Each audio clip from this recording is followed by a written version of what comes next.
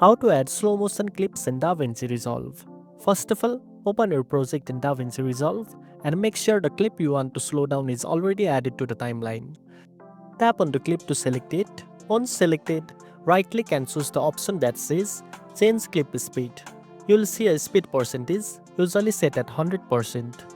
Reduce it to a lower value like 50% for half speed or 25% for super slow motion. As you lower the percentage, the clip duration increases and the playback becomes slower.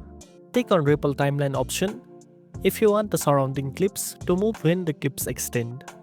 Also tick pitch correction if you want to maintain the original audio pitch. After that, click Change. If you want smoother motion, go to the inspector panel and navigate to the retime and scaling section. From there, change the retime process setting to optical flow and motion estimation to enhance better. This helps avoid choppy visuals, especially in high frame rate videos. Finally, play the clip to preview the slow motion effect. If everything looks good, export your project as usual to save your final video with the slow motion applied. And that's it. Now you know how to add slow motion clips in DaVinci Resolve.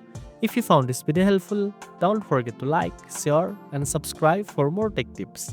Thanks for watching and I'll see you in the next one.